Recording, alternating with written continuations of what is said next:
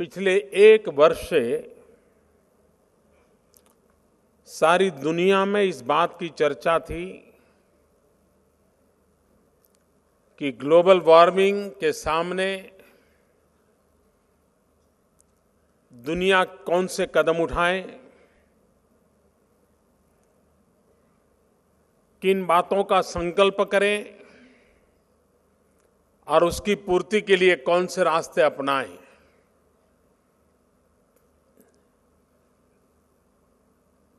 Paris में होने वाली COP21 के संबंध में पूरी दुनिया में एक उत्सुकता थी। संबंधित सारे लोग अपने अपने तरीके से उस पर प्रभाव पैदा करने का प्रयास कर रहे थे।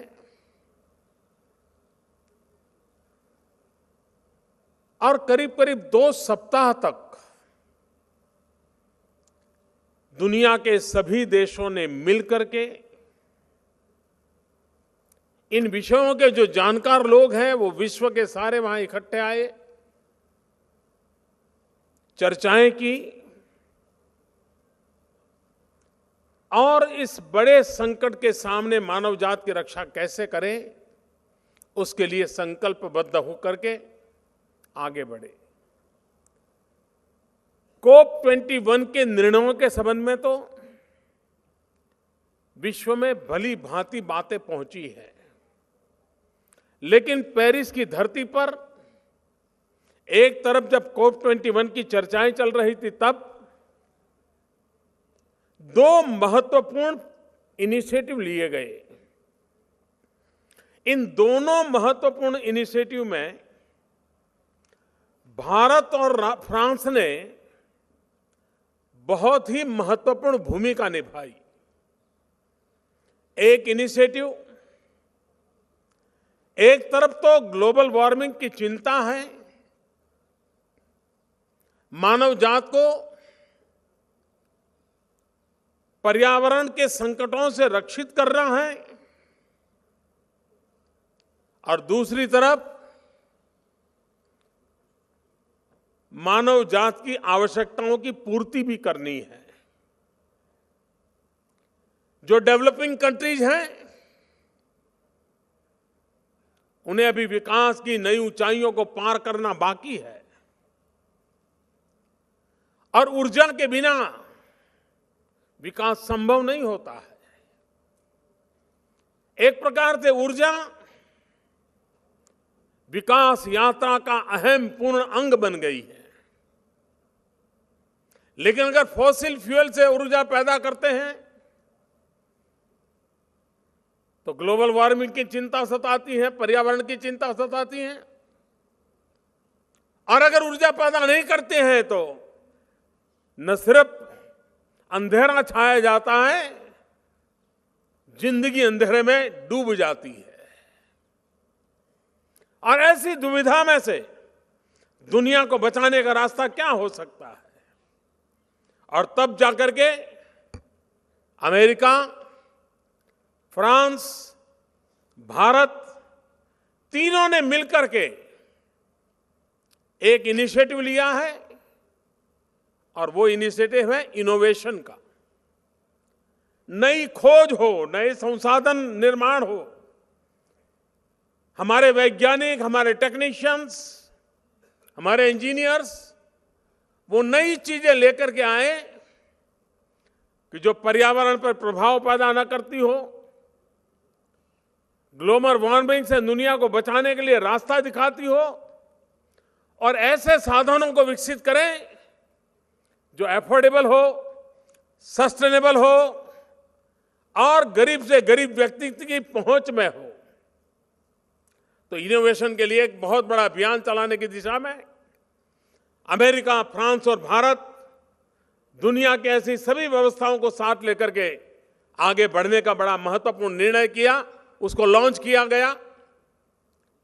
प्रेसिडेंट ओबामा, प्रेसिडेंट ओलांड, मैं और UN general secretary mister Bill Gates, हम लोग उस समारोह में मौजूद थे और एक नया इनिशिएटिव प्रारंभ किया। दूसरा एक महत्वपूर्ण निर्णय हुआ है जिसका आने वाले दशकों तक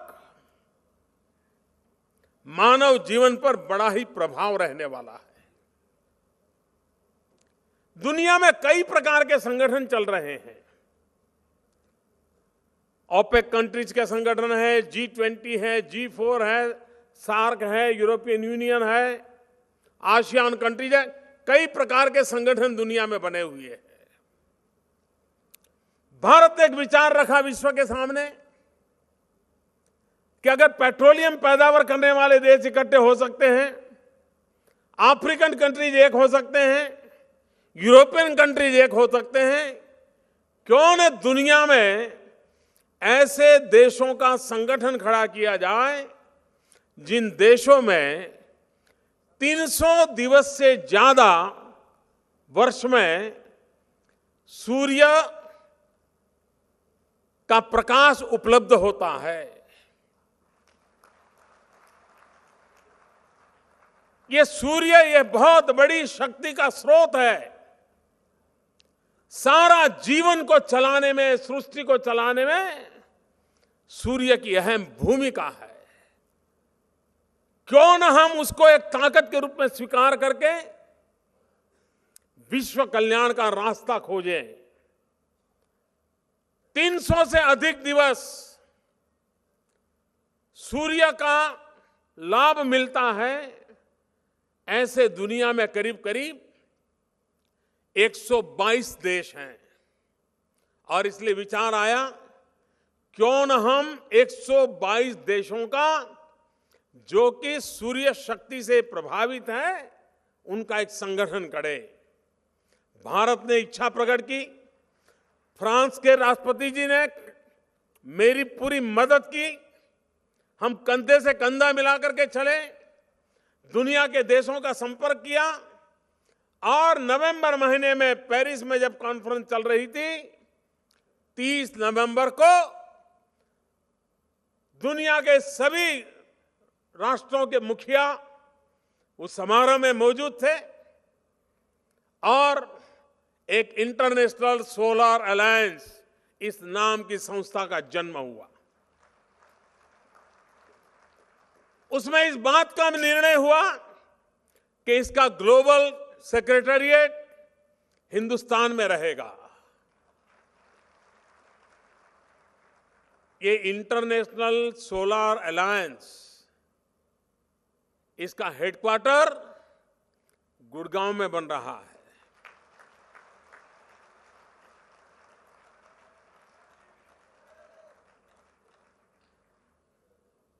यार, हरियाणा कुरुक्षेत्र की धरती है। गीता का संदेश जहां से दिया, उस धरती से विश्व कल्याण का एक नया संदेश ये सोलर अलायंस के रूप में हम पहुंचा रहे हैं। बहुत कम लोगों को अंदाज होगा कि आज ये जो घटना घट रही है उसका मानव जात पर कितना बड़ा प्रभाव पैदा करने वाला है। इस बात को वही लोग समझ सकते हैं कि जो छोटे छोटे आइलैंड पर बसते हैं, छोटे छोटे आइलैंड कंट्रीज हैं और जिनके ऊपर एक भय सता रहा है कि समंदर की अगर पानी का ऊंचाई अगर बढ़ती है तो पता नहीं कब उनका देश डूब जाएगा, पता नहीं वो इस सृष्टि से समाप्त हो जाएंगे। दिन रात इन छोटे छोटे देशों को चिंता हो रही है। जिन देशों का समुद्र के किनारे पर बसे हैं उन देशों को चिंता हो रही है कि अगर ग्लोबल वार्मिंग के कारण अगर समुद्र की सतह बढ़ रही है तो पता नहीं हमारे मुंबई का क्या होगा, चेन्नई का क्या होगा। और दुनिया के ऐसे कई देश होंगे जिनके ऐसे बड़े बड़े स्थान जो समुद्र के किनारे पर है, उनका भाग्य का क्या होगा। सारा विश्व चिंतित है। और मैं पिछले एक साल में ये आइलैंड कंट्रीज जो है छोटे छोटे, उनके बहुत से नेताओं से मिला हूं। उनकी पीड़ा को मैंने भली भांति समझा है। क्या भारत इस कर्तव्य को नहीं निभा सकता? हमारे देश में जीवन दान एक बहुत बड़ा पुण्य माना जाता है। आज मैं कह सकता हूं कि इंटरनेशनल सोलर अलायंस उस जीवन दान का पुण्य काम करने वाला है जो आने वाले दशकों के बाद दुनिया पर उसका प्रभाव पैदा करने वाला है।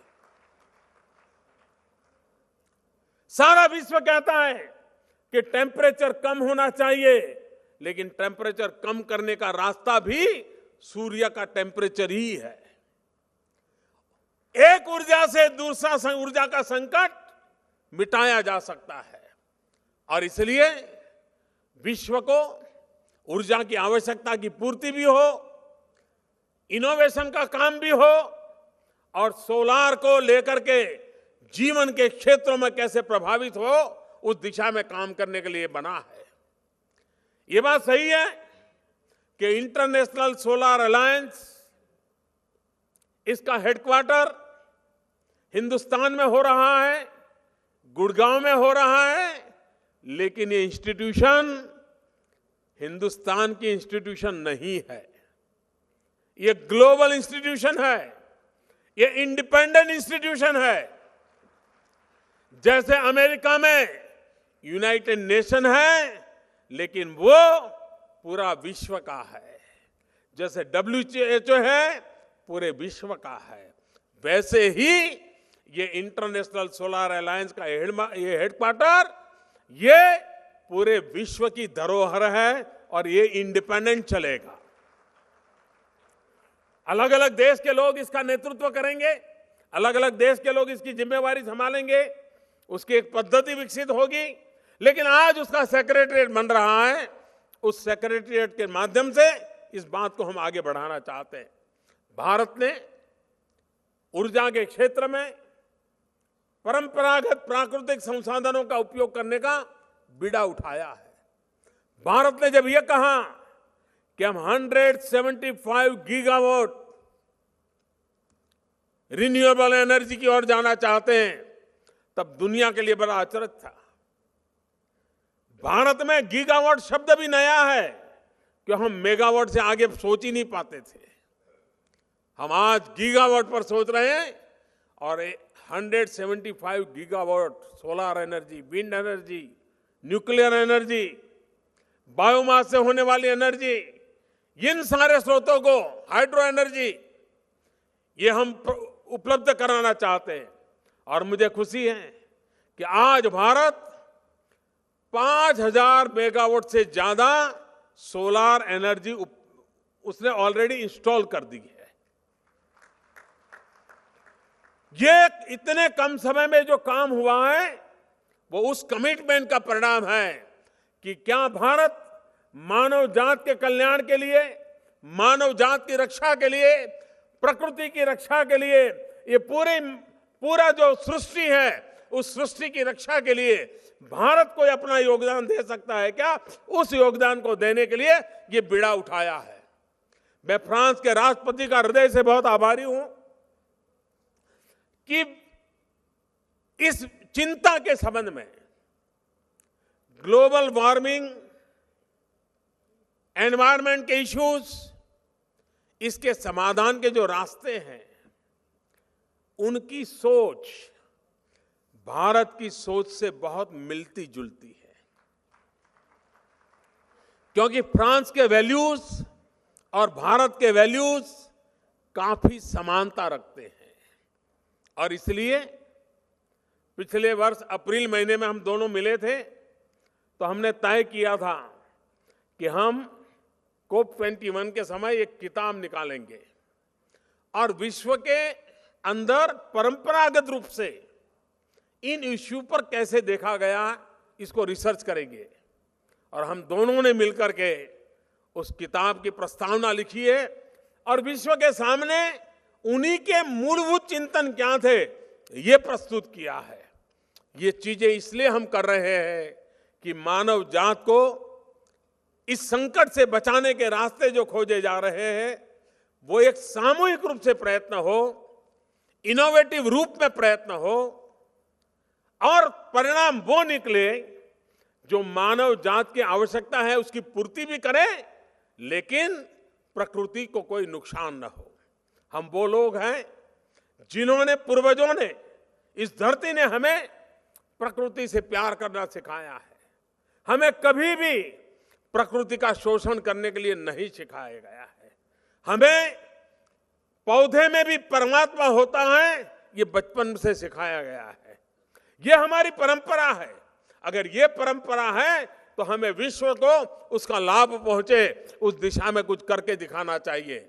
और उसी के तहत आज ये इंटरनेशनल सोलर अलायंस का हम लोगों ने एक सेक्रेटरीट का आरंभ कर रहे हैं और भविष्य का भव्य भवन उसका निर्माण हो, एक स्वतंत्र इमारत तैयार हो, उसके लिए शिलान्यास भी कर रहे हैं। और इस काम के लिए आप पधारे, मैं आपका बहुत आभारी हूं। और ये भी खुशी की बात है कि सोलर अलायंस का निर्माण हो रहा हो। आज हमें दिल्ली से यहां आना था, हम बाय रोड भी आ सकते थे, हेलीकॉप्टर से भी आ सकते थे, लेकिन हम दोनों ने मिलकर तय किया कि अच्छा होगा हम मेट्रो से चले जाएं। और आज आपके बीच हमें मेट्रो से आने का अवसर मिला। मैं राष्ट्रपति जी का आभारी हूं कि उन्होंने आज मेट्रो में आने के लिए सहमति बताई और हम मेट्रो का सफर करते करते आपके बीच पहुंचे, क्योंकि वो भी एक संदेश है। क्योंकि इस ग्लोबल वार्मिंग के सामने जो लड़ाई लड़ने के तरीके हैं, उसमें ये भी एक तरीका है। मैं विश्वास करता हूं कि ये प्रयास बहुत ही सुखद रहेगा। कल भारत प्रजासत्ताक पर्व मनाने जा रहा है। इस प्रजासत्ताक पर्व की पूर्व संध्या पर मैं देशवासियों को बहुत बहुत शुभकामनाएं देता हूं। और अधिकार और कर्तव्य, इन दोनों को संतुलित करते हुए हम देश को आगे बढ़ाएंगे, यही मेरी शुभकामनाएं है। बहुत बहुत धन्यवाद। अच्छा है कि मोदी जी ने अपने भाषण में उनको दुख हुआ, उनको कष्ट हुआ, लोग कहते हैं कि आंसू भी आए, मगर जो वाइस चांसलर वहां बैठा हुआ है, जिसने ये काम किया है, उसको वो क्यों नहीं हटाते हैं? तो वो कहना बंद करें और वो करना शुरू करें। वहां पे इशू बहुत सिंपल है, बहुत सीधी है।